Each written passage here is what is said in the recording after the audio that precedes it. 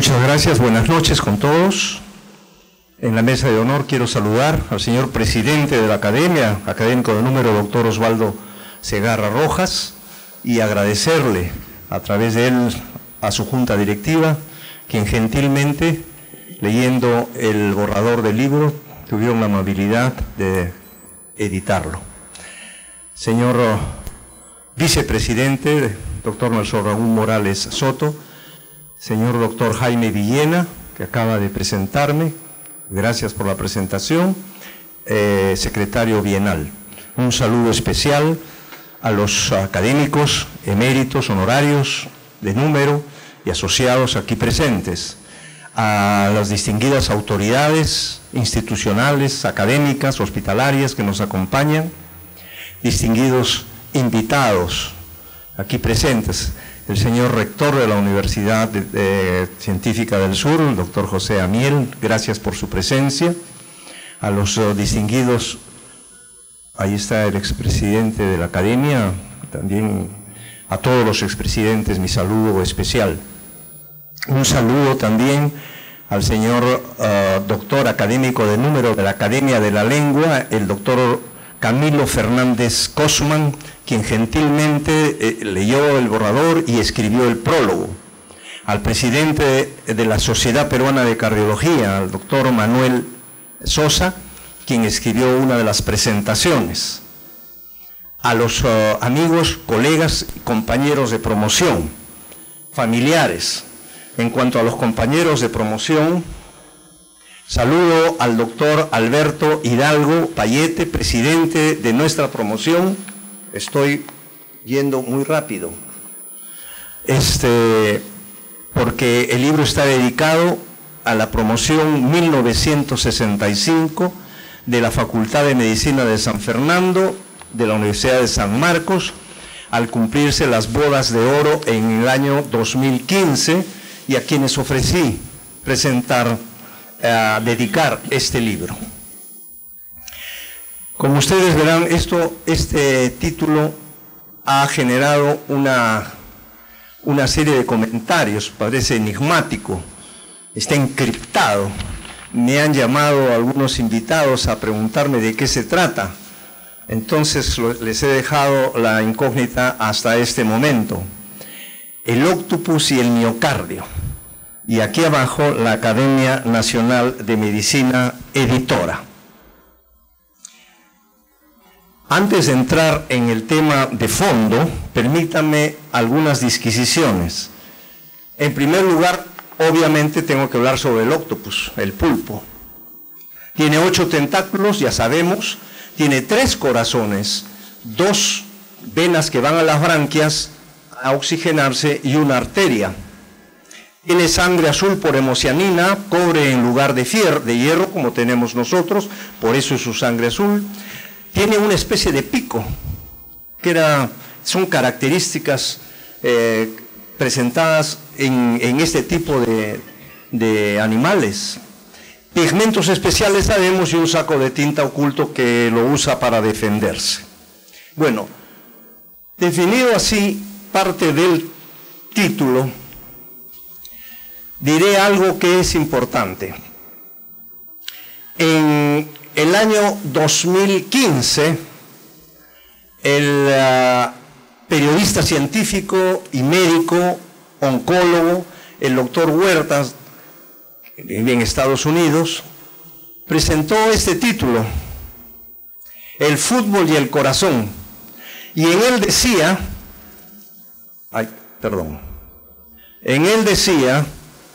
la relación entre mirar un emocionante partido de fútbol y la posibilidad de sufrir un ataque al corazón en la gradería o en la casa. ¿Qué es lo que quiero significar con esto? Cada vez que hay una muerte súbita en donde sea, emocionalmente, se trata de un infarto. Se demuestre o no, es un infarto. Vamos a ver qué cosa es lo que ha cambiado. Pero esta es la idea que la mayoría de personas tienen.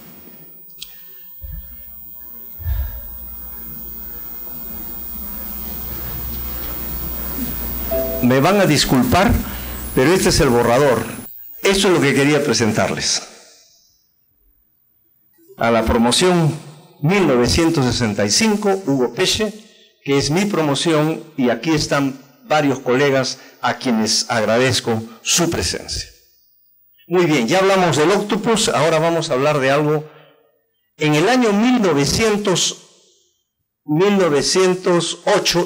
2008, aquí está, en esta revista que sabemos todos que es la más importante de medicina interna en el mundo médico, el New England Journal of Medicine, apareció este artículo: eventos cardiovasculares durante la Copa de Fútbol Mundial. ¿Qué cosa decía? Durante la participación del cuadro alemán se produjo un incremento de infartos del miocardio de 2.6, casi 3 veces más comparado con el grupo control, de los que no estaban viendo el fútbol, comparado con el periodo control, con la mayor incidencia dentro de 2 horas de iniciado el partido. Quiere decir que las grandes emociones tienen una repercusión, eso lo sabemos todos. El cuadro clínico y el electrocardiograma eran típicos del infarto, que no todos fueron llevados al cateterismo, por lo que en todos los casos el diagnóstico fue ataque al corazón. Acordémonos que en el 2008 y hasta ahora hay muchas clínicas, muchos hospitales que no tienen cateterismo, y en ese tiempo era mayor. Entonces muchos de los pacientes eran referidos a hospitales o clínicas que tenían esos aparatos, que tenían centros de hemodinamia, y por lo tanto demoraban en llegar y no se veía lo que vamos a presentar. Ahora sí viene la presentación que les decía. Ya esto es en el 2015, acá está, el 5 de julio del 2015. Y hablaban nuevamente que mirar, asistir a un estadio, morían súbitamente, ataque al corazón. Esto es ingenio. Este señor no tiene un BMW, pero su burro es BMW para él. Pero esto es diferente a la imaginación. La imaginación es creadora, porque asume imágenes ficticias de imprevisibles simbologías, dándole apariencia de verosimilitud. Pero la imaginación reproductora le añade el elemento importante, que es el evocador, que se asienta sobre el conocimiento adquirido, la profundidad omnisciente del investigador, como ocurre en medicina. Mucho hace lo que traemos, nuestro background. Muy bien, pasamos entonces. Y todos sabemos que todos los tratados, no solamente en cardiología, en medicina, hacemos imágenes y buscamos imágenes para explicar enfermedades, para que sea más fácil de recordar. Y esto ocurre en todas las especialidades y por supuesto que también en medicina. Y aquí tenemos esta imagen que cuando nosotros la vemos en la radiografía simple de tórax, decimos, esta es una tetralogía de Fallot, una enfermedad congénita, cianótica, porque decimos que se parece o tiene la imagen de un sueco. Y por eso diagnosticamos tetralogía de Fallot. Y cuando vemos esta imagen, que aquí no se ve muy claramente, pero que aquí se ve clarísimamente, esto es una cimitarra, un sable asiático, y cuando vemos esto, el diagnóstico es desembocadura anómala de venas pulmonares, otra enfermedad congénita. Muy bien, entonces esto es frecuente y común en medicina. Sigamos adelante. Ahora sí entramos en materia. En el año 1990, un investigador japonés cardiólogo publicó esto, el doctor Hiraku Sato, aspectos clínicos de la injuria del miocardio, del músculo cardíaco, de la isquemia, de la falta de irrigación, a la insuficiencia cardíaca. Él publicó 5 casos nomás, pero 5 casos que nadie había descrito antes, casos nuevos. Él había observado 5 pacientes que habían sufrido un dolor opresivo intenso precordial y severa falta de aire luego de experimentar estresores enormes, de júbilo o de pena. Miren, impresión, temor, cólera, agresión, pena o júbilo. Y aquí tenemos un caso. Un hombre muere al enterarse que ganó la lotería, se murió. Esto antes, con toda seguridad, era un infarto, un ataque al corazón. En la ciudad de Malaca, el ayudante de un puesto de comida murió debido a la emoción que le produjo el haber ganado el premio de una lotería. Sí, pues, de ahí está publicado. Muy bien, pero este es por pena, pero también por emoción, y perdón, este es por júbilo, y por pena también. Y he traído algo muy ligero, que es lo que Elvis Presley lo grabó, grabación primigenia de su peculio, observada a su madre, cuando él no era conocido. Él era un conductor de camión, era un chofer. Y grabó esta canción. Esto es cuando comienza a doler el corazón. Si encuentras que tu amada está en brazos de un amigo, es cuando comienza a dolerte el corazón. Cuando los sueños de toda la vida se van a aniquilar, es cuando comienza a dolerte el corazón. Entonces, estamos hablando de las emociones extremas. ¿Júbilo o pena? ¿Qué cosa es lo normal? Esto es una cineangiografía, una radiografía, pero del ventrículo, normalmente. Cuando se llena el ventrículo, se ve así. Están todas las cavidades, también lleno el corazón. Y cuando se contrae en diástole, está así. Todas las paredes se han contraído. Eso es lo normal. ¿Qué encontró Sato? Aquí está la pared contraída normal. Sato encontró que en estos pacientes, después de una emoción profunda, en vez de contraerse, se dilataba. Qué raro, esto no ocurre. Nadie había visto esto. Efectivamente, los dos están en sístole, pero uno está, en vez de contraerse, está totalmente dilatado. Los asistentes le llamaron la atención y le dijeron: doctor Sato, esta es una vasija. Acá está la boca, acá está el cuello, y este es el fondo de la vasija. Y esto se parece a una vasija que usan los pescadores de nuestro pueblo. Esto fue en Japón. Los pescadores japoneses utilizan, para capturar a los octopus, los pulpos, utilizan una vasija parecida a esta, que ellos le llaman takotsubo. Ahí está el takotsubo. La boca, el cuello y el fondo. Aquí está el takotsubo con su pulpo que ha salido. Lo que hacen los pescadores es tiran la vasija despacio sobre la arena en los sitios donde saben que están los pulpos, porque los pulpos buscan guaridas detrás de las rocas, buscan sitios para esconderse, y entonces ellos les ofrecen estas vasijas y en la tarde los recogen. Aquí tienen ustedes todos los takotsubos recogidos y todos pulpos. Esto es lo que presenta Sato. La vasija, igual que la imagen ventriculográfica y la base. Entonces, ¿qué dijo él? Publica nuevos trabajos con el nombre de cardiomiopatía de Takotsubo. Y así se le conoce mundialmente.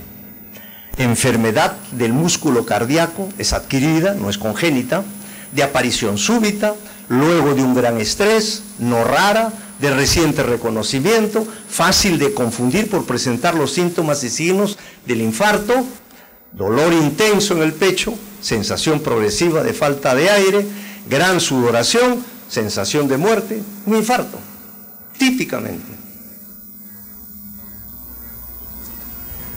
Con el tiempo se fueron agregando nuevos casos y resulta que el 90% ocurría en mujeres posmenopáusicas, solo el 10% en hombres. Pero con una característica: después de una gran pena, después de una separación, de un divorcio, cuando estas señoras sensibles, especiales, no todas, algunas, tenían este problema, Entonces se le llamó cardiomiopatía del corazón roto, que así se le conoce mundialmente, o de Takotsubo, o cardiopatía del corazón roto. Pero no es suficiente que los pacientes tengan la molestia, que lleguen a la emergencia describiendo un cuadro típico de infarto. Es necesario saber si sus coronarias no están obstruidas, porque si están obstruidas, eso es un infarto. Entonces los pacientes que llegan a la emergencia tienen que ser llevados a cateterismo cardíaco, les inyectan una sustancia de contraste, y miren ustedes en este caso, cómo se ve acá, una placa que está obstruyendo esta arteria que es la coronaria, una de las coronarias derecha. Si aquí se forma un coágulo, la sangre no pasa, esto se borra y se produce un infarto en toda esta zona. Eso es lo que ocurre normalmente. Este es en la pieza anatómica y aquí se ve la descendente, una de las coronarias, la principal, la descendente anterior, se ha abierto para mostrar el coágulo y aquí está el infarto. Bueno, esto ocurre en el infarto. Pero ¿qué ocurre? Lo que presenta Sato. Sato presenta el cuadro clínico de infarto, electrocardiograma de infarto. Aquí está el Takotsubo, la vasija, y miren las coronarias completamente limpias. La coronaria izquierda, la coronaria derecha, ninguna obstrucción. Las coronarias están completamente limpias, confirmando que no es un infarto. Entonces describe un cuadro clínico. Mujeres posmenopáusicas, con estresor físico o emocional precipitante, estresor físico porque ahora, después de tantos años, se han descrito la cardiomiopatía de Takotsubo en infinidad de situaciones, en tratamientos laparoscópicos, en operaciones de colecistectomía, en intervenciones, tomando pruebas de esfuerzo, etc. Se han descrito ya últimamente, en los últimos 5 años, en muchos procedimientos que antes se desconocían. Dolor precordial indistinguible de la angina, típica, sensación de falta de aire progresiva, cambios electrocardiográficos típicos de infarto, imagen de Takotsubo en el ventriculograma de la vasija, ausencia de enfermedad coronaria, las coronarias son normales, y el paciente puede morir súbitamente. Sí, pues, en pocos casos, menos del 5%, pero puede morir. Entonces, ya mundialmente se le conoce como infarto sin infarto.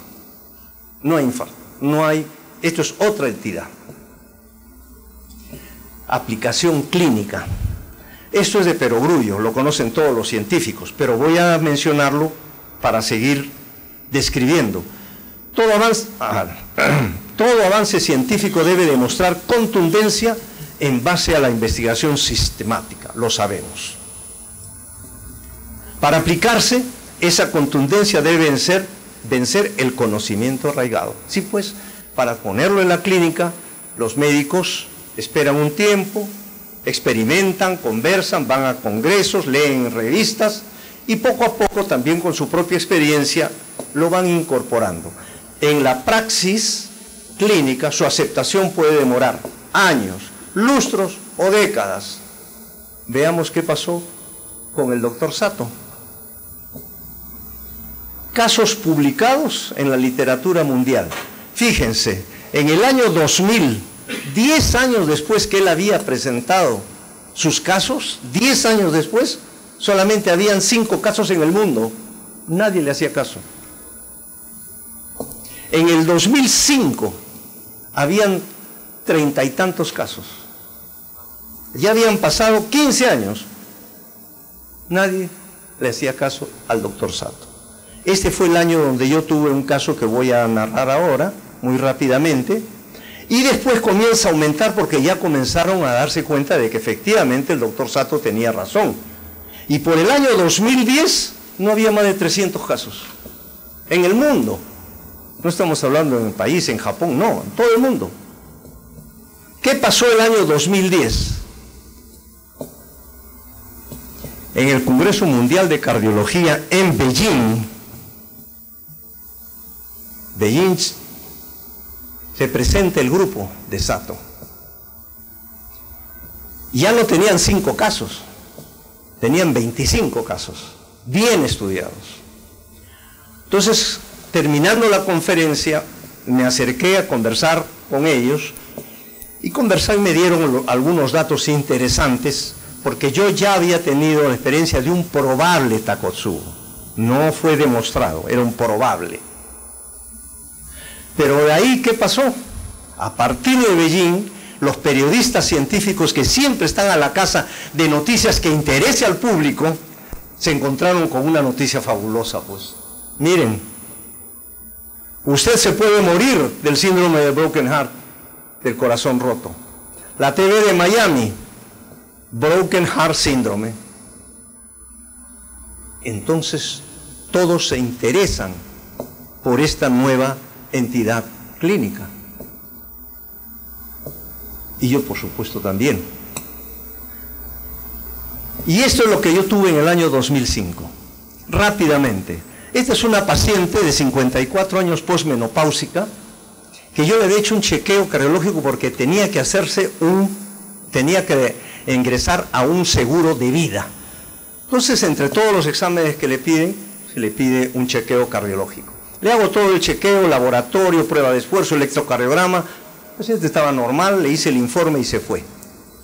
Pero después llega el hijo, 6 meses después, a preguntarme realmente qué tenía su mamá, qué había pasado. Ella estaba por la Petit Thouars manejando su auto y alguien viene y le choca por atrás. La señora, que tenía un genio fuerte, lo increpa y se desmaya. Pero se recupera y lo sigue increpando. Se vuelve a desmayar, pero esta segunda vez ya no responde. La llevan a la clínica, constatan el fallecimiento. Entonces venía el hijo, le presenté, le enseñé todo lo que tenía. Yo le dije, hasta donde yo he podido, ella no tenía nada al corazón. Sin embargo, el diagnóstico fue infarto. Se murió de paro cardiovascular porque así están los certificados, por infarto de miocardio, que no fue demostrado en la autopsia. Pero ¿qué precipitó esto? ¿Qué precipitó el libro, digamos? Yo desde el 2005 ya había recopilado buena bibliografía al respecto, y me encuentro con este caso que me lo presenta mi hijo Daniel, que está aquí, que él trabaja cerca de Seattle, en Washington, y me dice, tengo un caso que es típico, vamos a hablar. Fuimos a hablar, ahí está. Mujer de 59 años, casada, 3 hijos, ama de casa, posmenopáusica, es cantante profesional, no fumadora, no diabética, presión normal, sin enfermedad cardiovascular clínica. Pero sí tenía antecedentes interesantes que muchos de estas personas, estas señoras, tienen. Padre había fallecido de infarto, primer punto importante. Tenía ella hernia hiatal y regurgitación esofágica. Extirpada de útero y ovarios a los 31 años. Recibía terapia con hormonas. Síndrome de estrés postraumático por accidente años atrás. No tenía abuso de drogas ni alcohol. El año 2011, ella vive en Washington, se va a visitar a su mamá, o se va a ver a su mamá. Su mamá se había caído y se había fracturado la cadera. Entonces ella va,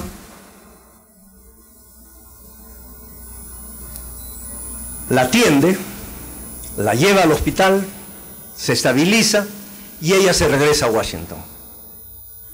Cuando llega a Washington, presenta cefalea, que obliga a tomar analgésicos, se inicia un dolor precordial y falta de aire, que le recordó a ella lo que había tenido su padre había tenido infarto.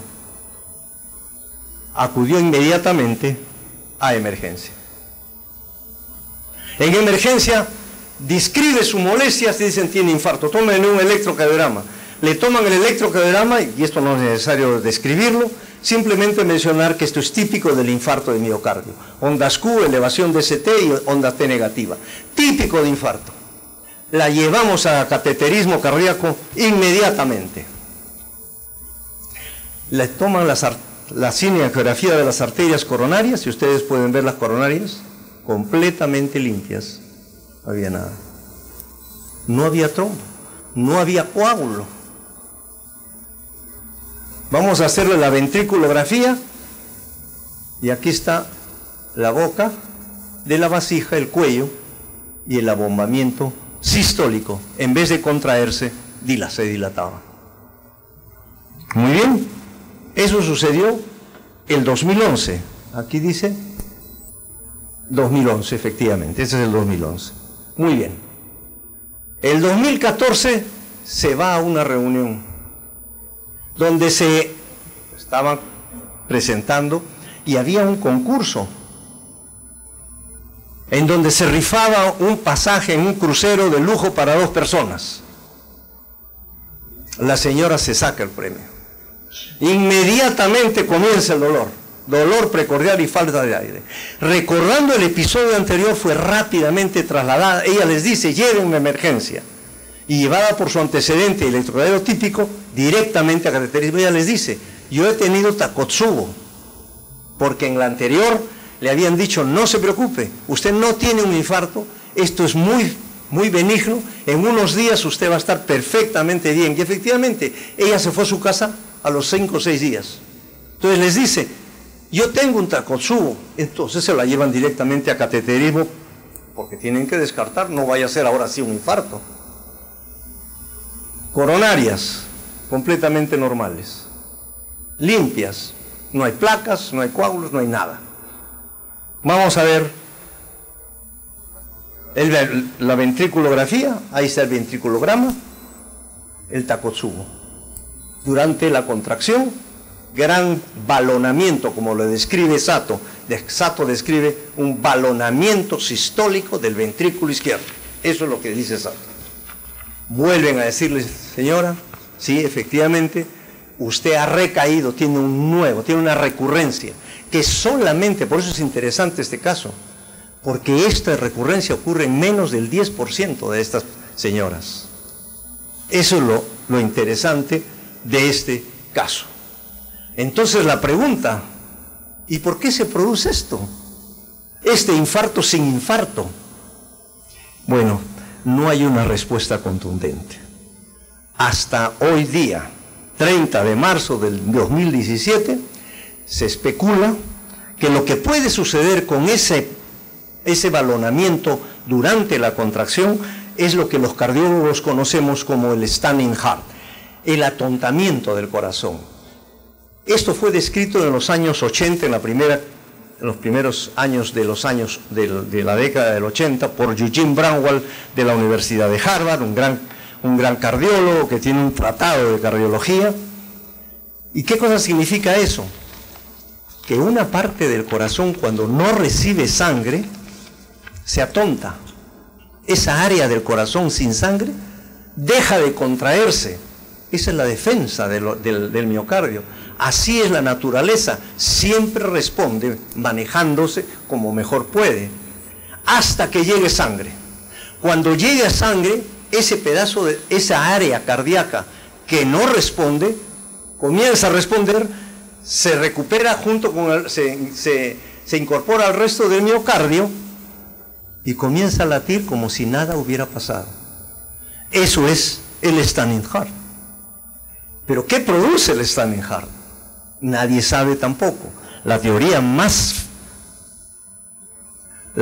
que más se acerca, según los especialistas, es una abrupta irrupción de adrenalina, noradrenalina al torrente sanguíneo, que produciría lo siguiente: o una toxicidad directa, pero qué raro que solamente produzca una toxicidad en un área del corazón y no en el resto. El vasoespasmo, la otra posibilidad diagnóstica. Se han hecho estudios, se han tomado pacientes con con Takotsubo. A uno se les ha dado acetilcolina, que produce vasoespasmo, es decir, contracción de la arteria coronaria, y a otros no se les ha dado. En algunos se producía y en otros no. O sea, el espasmo es una posibilidad. O una disfunción microvascular. Es decir, que las coronarias grandes, las macro, las que están por fuera del corazón, que son las que yo he presentado, no tienen nada. Pero las arterias pequeñas que están dentro del músculo estarían enfermas, tendrían una disfunción endotelial y eso podría provocar una alteración en la irrigación de esa zona del corazón. Pero todo eso no está completamente demostrado, por eso todas son hipótesis. La otra pregunta, ¿y cómo se maneja esto? Obviamente, si el paciente está tan mal, tiene que ir a cuidados intensivos. No hay duda. Analgésicos, calmar el dolor. Manejo usual para la insuficiencia cardíaca, sí, en la insuficiencia cardíaca se usan todos estos. Pero como una de las hipótesis importantes es la irrupción de catecolaminas, se utilizan los beta bloqueadores que todos sabemos que son justamente para bloquear los adrenérgicos. Esto es lo que se usa permanentemente, todos recomiendan esto, hasta ahora, pero no existe una terapia específica para la cardiomiopatía de Takotsubo. ¿Cuál es el pronóstico? La mayoría de los pacientes salen de alta a los pocos días, rara vez más de una semana en recuperación completa, sin molestias, sin huellas de infarto, sin secuelas. Sin embargo, se han descrito complicaciones en menos del 10%. Y complicaciones serias. Edema agudo de pulmón, el grado más avanzado de insuficiencia cardíaca, arritmias graves, fibrilación ventricular, no auricular, ventricular, shock cardiogénico, que todos sabemos que tiene una mortalidad por encima del 80%, muerte hospitalaria por alguna de estas razones. Hay otras complicaciones con menor frecuencia. Entonces ya tenemos el pronóstico. Con esto en mente, se me ocurrió algo importante. ¿Qué pasaría el Takotsubo en el Perú? El Perú es tierra de terremotos y es tierra de desastres. ¿Qué es lo que está sucediendo todos los días? Estamos justamente en un desastre nacional terrible. ¿Cuántas personas deben haber muerto por una gran impresión y no sabemos de qué murió? De repente por infarto o de repente por Takotsubo. Y tenemos el ejemplo. Esto apareció en el Trome. Él había muerto a las 5 de la mañana y en internet a las 10 de la mañana que yo he entrado ya estaba esto antes que le hagan la autopsia. Miren, Luis Miguel falleció por un infarto. Claro, qué súbito. ¿Qué había pasado? Murió tras enterarse que el huaico destruyó su casa. Una pena terrible. El pobre hombre falleció súbitamente. No sabemos si fue, yo no estoy diciendo, pero sí ocurre. Las emociones de estas características pueden perfectamente producir un Takotsubo. Y esto también apareció, y hay que hacer un comentario. Y esto lo presentó Elmir Omerovic. Quería decir algo antes de pasar a esto. Me estaba olvidando, porque aquí está presente mi distinguido amigo, el doctor Renato Alarcón. Muchas gracias, Renato, por venir. Acaba de llegar. Él es un psiquiatra, profesor emérito de la Clínica Mayo, y él en el año 2011, en un congreso, un simposio sobre desastres que la academia presentó en Arequipa, dijo lo siguiente, y es bueno saber.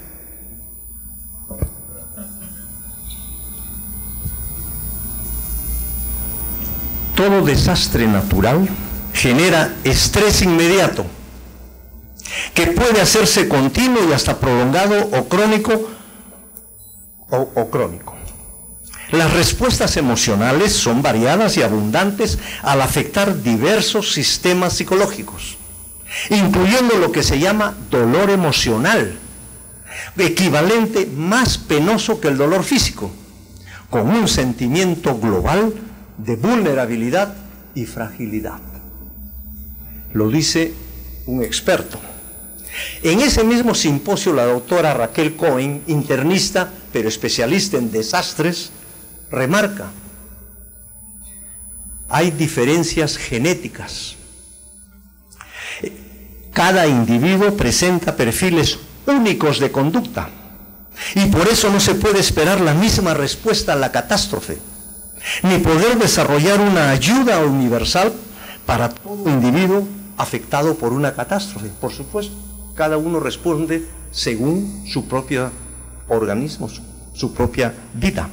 El resiliente, aquel que responde bien ante las vallas, ante los problemas de la vida.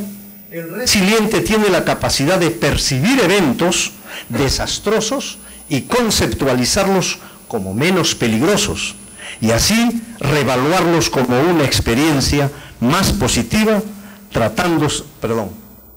como una experiencia más positiva, por lo que no debe generalizarse, ni se puede tomar tampoco ideas para todos o conductas generalizadas. Y me place también decir que un académico, otro académico, porque ellos son académicos, el doctor Renato Alarcón es académico de la Academia de Medicina. La semana pasada hicieron una entrevista que salió en El Comercio al doctor Saúl Peña, uno de los fundadores de la Escuela Psicoanalítica Peruana. ¿Qué decía Saúl? Lástima que no esté, me llamó por teléfono, estaba mal. Cada ser humano reacciona de modo distinto a diversas situaciones. Muchos incluso van a adaptarse a grandes dolores, fracasos, pérdidas, accidentes o muertes. Hay otros que no los pueden superar e incluso se enferman, se perturban, entran en neurosis, psicosis o locura. Lo que decía Renato Alarcón, lo que decía la doctora Cohen. Todos entonces estamos enterados que hay personas más sensibles que otras, indudablemente.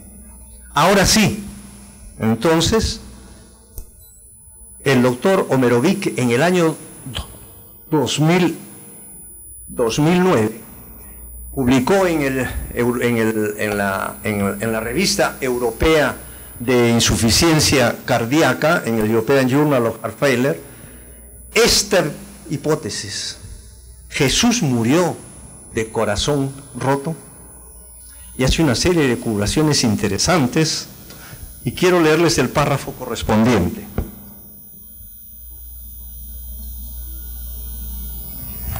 Dice Elmiro Verovic, evocando pasajes de la Biblia, para plantear la nueva hipótesis del Broken Heart Cardiomyopathy por sufrimiento físico y emocional extremos, siendo plausible, dice él, proponer que el nuevo síndrome se podría incluir como diagnóstico diferencial adicional en la lista de causas posibles de la muerte por crucifixión de Jesús. Este es como todos sabemos, un castigo cruel de los primeros años de la era cristiana. Séneca describe bien claramente, dice: he visto en el camino una serie de cruces con personas crucificadas, paradas, boca abajo o incluso empaladas en sus partes íntimas. ¡Qué terrible! Eso dice Séneca. Por mi parte, digo yo, si lo que Omerovic fuera cierto, digo yo, el dolorosísimo episodio descrito en el texto sagrado del Calvario, muerte, resurrección, avalaría una nueva aflicción estoicamente soportada en el Santo Sepulcro, mientras el myocardial stunning, el atontamiento, se recuperaba al tercer día, sublimando aún más el martirologio. Finalmente, debo decirles que el libro tiene dos partes. Una primera parte que diríamos que es un preludio, una introducción a esta que es el fondo, el leitmotiv del libro. Y describo ahí el octopus, encuentros en el mar, naufragios, el octopus en 20.000 leguas de viaje submarino, el octopus en Moby Dick, y de frente pasamos a la parte 2, que es lo que yo acabo de presentar. Lo digo en el epílogo y leo el párrafo. Explicado en la introducción, decidí dividir el texto en dos partes. Uno de memorabilia introductoria para lo que vendría a continuación, el fondo del escrito.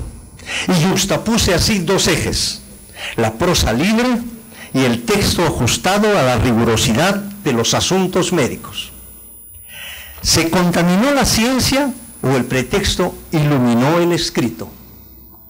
Lo cierto es que en este corpus escindido admití el simbiotismo de la laxitud forastera y la severidad académica sin que una u otra pierdan su pertenencia. Si la combinación deja planos estéticos de cierta envergadura, me dije, consentiría mayor propósito compartir el perfume de preciados frutos, placidez en el recuerdo y actualización científica. Este es el libro que pongo en sus manos. Muchas gracias.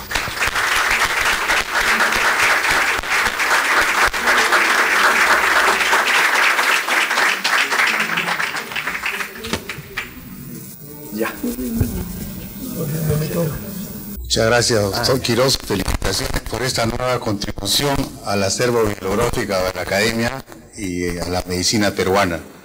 A continuación vamos a escuchar el informe de la Comisión de Emergencias y Desastres de la Academia Nacional de Medicina, que estará a cargo del vicepresidente, el académico de número, doctor Raúl Morales.